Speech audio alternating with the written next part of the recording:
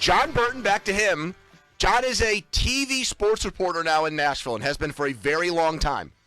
So Greg, 3 weeks ago, says, hey, Jon, I'm coming in, but Andrew is taking Friday off but working Monday. He's leaving Sunday morning. We got to check out of our Airbnb, which was in an area where Last Chance Liquors closed. It was not exactly in the nicest part of Music City. But we got to check out. Can I come stay with you? And Burton weeks ago was like, oh, yeah, man, definitely. And then Saturday afternoon, we're waiting in line for a hot chicken. And Greg calls Jon and says, hey, am I good for Sunday? And Burton goes, yeah, no problem, but I have to work from 3 in the afternoon to 11:30. Oh, no. That's not good. Well, wait, were you going to stay at Jon's place? I wasn't. I was leaving Sunday morning. Greg was going to stay at JB's place. He thought he had a Sunday fun day booked with Jon. And Jon, in the 11th hour, after he was already down there, said, I have to work 8.5 hours on Sunday. Are you sure Greg confirmed with JB before he arrived that, in fact, JB They had a phone call. Greg says he brought it up. Jon denies it. I got to go with Greg on this one. Do you? Yes. I've been around. I can't now pull a Benedict Arnold, and the guy treated me to an extravagant weekend. I believe Greg on this. So, any great talk show, when big accusations are lobbed, like the ones you just heard there, it's only fair. Those were facts. It's only fair. Some would say they weren't. Some would say that's one side of a story, to present the other side of the story. So, against that backdrop, and without further ado, it's my pleasure to bring on right now, to give his side of the story. He's on TV and on radio in Nashville. He's a strong guy, and he's a good guy. Jon Burton. To refute. Oh, wait, Jon's on the radio. Jon's on the line right now? Yes. Hi, Jon. Hey, guys. Congratulations on all your success. Well, Thanks wait a minute. on. I feel like I need to call Greg to get him on right now, too. You want to? You want to tell him we can make this a fatal four-way here? JB's got experience with those. No, he's probably... I've done a few of those. A couple battle royals. He's probably napping in his $1.4 million home right now. So, wait, his home got $400,000 more expensive from the start of the show when you said it was $1 million home? Tomorrow at 2 is going to be a $3 million house. Yes, Jon, you were going to say something? Yeah, I was going to say a lot of what you're saying is true, except for the part where Greg didn't know I was working. He knew I was working. The plan was he was going to hang out on Broadway until I got off work. I was going to meet him. We're going to have a couple. Then he was going to crash at my place. I was going to get up to do my crappy radio show, and he was going to go on his way. This whole he didn't know that I was working is complete boulder dash. Yeah, but you can't get on me. Hold on, Pony. Let him have his say here. It's typical Andrew Filipponi to just blindly go, well, you know, this guy treated me to a great weekend. I got to go with Greg. That's so typical Pony. That's not what happened. I told Greg I was working yesterday, but I said he was more than welcome to crash at my place. I also told him I live a lot further away from the airport than, you know, he would be if he were to stay close to downtown. But I said, yeah, you got my place is always welcome, one and all. Anybody can come down and crash in my place. Listen to this. But Listen how welcoming Jon is, and you are trying to distort the message here, Pony. I heard all this from him Saturday night when I was still somewhat lucid, and Greg denied all this. Greg knew what was going on, and all of a sudden we're out Saturday night, and he's half asleep, first of all, because he couldn't hang. Second of all, he's starts yelling at me. He's like, oh, I didn't know you were working. And I'm like, yeah, you did. He knew I was working. So I don't, you know. So he pulled the carpet rug out from underneath him, and that forced me to stay an extra day and drive 8 hours back this morning, Jon, to work with Chris for 4 hours. And the 4 hours with him has been more exhausting than the 8-hour drive. Pony, did he put a gun to your head or twist your arm and tell you had to stay last night? I mean, I'm just. He's a master manipulator. He made Jordan Davis, a country music star, call my wife on Saturday night, and he went into this like suave, you know, romantic voice. My wife was semi-aroused by it and convinced. And once he laid it on thick, I had no choice but to stay. What did this voice sound like? So Pony, what you're saying is you're the victim here. Is that what you're saying? Correct. That is what he's saying. As always, he finds a way to put himself in the center of it and as the aggrieved party, JB. Well, let me tell you this, Molsey. We're out Friday. I see him, and this guy is like a pinball Friday night. We're hitting bars. I'm introducing all my friends. We're having a great time. Oh, he said you're the mayor of Nashville. Yeah, I've been very complimentary of you today, except on this one sticky issue where I have to decide, do I take your side or do I take Greg's side? You opened every door on Broadway. But exactly.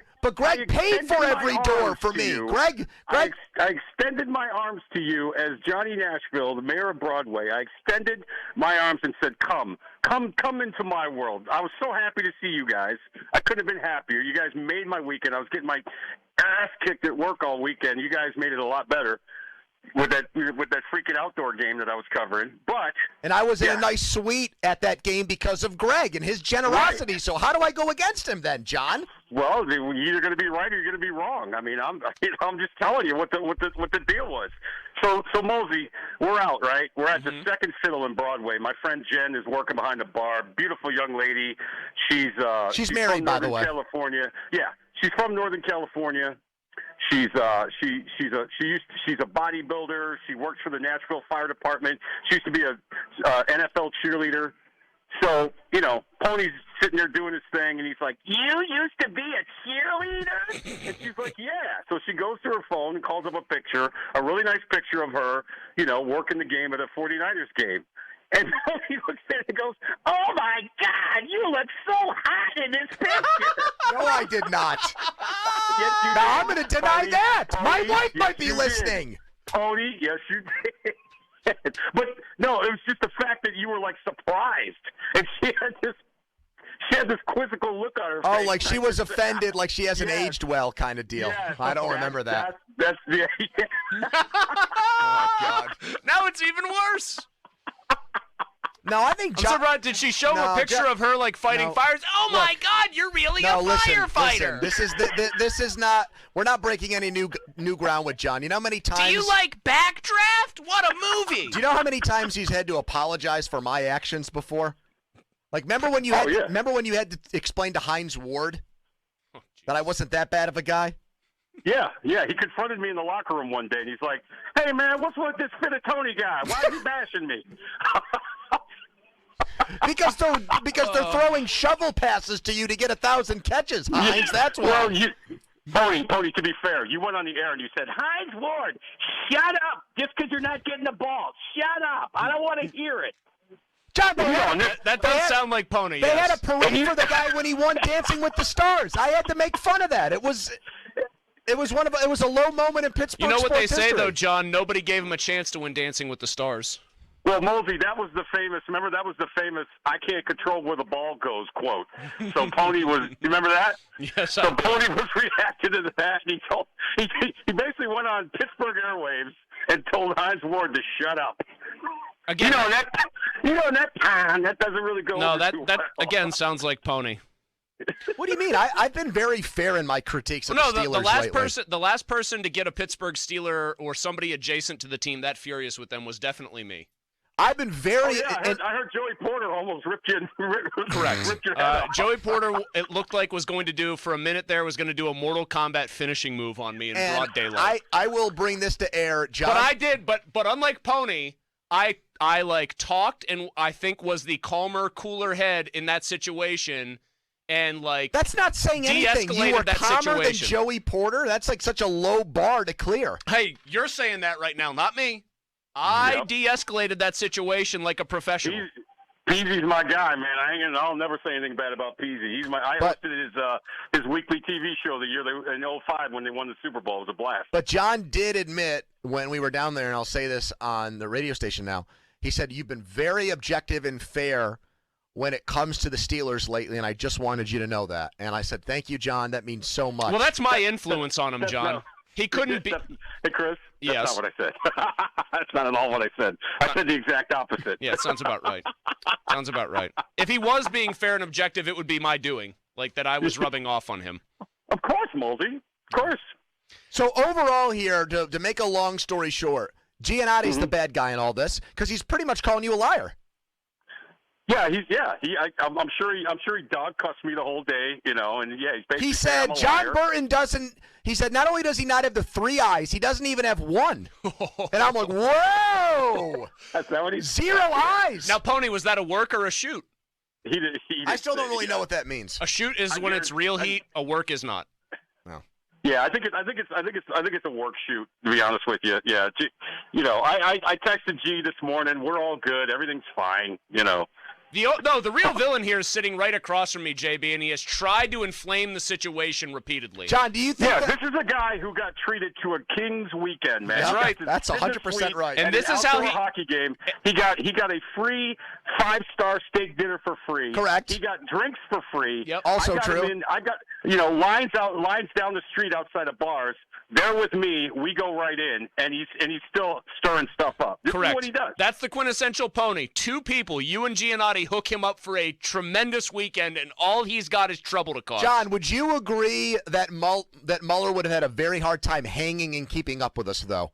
Would you agree with No, that? I do not agree with that. I think Chris would blend in beautifully. I think he'd have a great time, and he'd be hanging like a champ. Thank you, John. The check's in the mail. Thank you, Malsey. All right, JB. Thank you for coming on to set the record straight here. We appreciate it. Man, I love you guys. I'll talk to you soon. I'll be in Pittsburgh soon, all right? All right, Sounds JB. good. Jon Burton. I might be working that day. Oh, wow. Sing right out the door. Unbelievable. Bang. Unbelievable.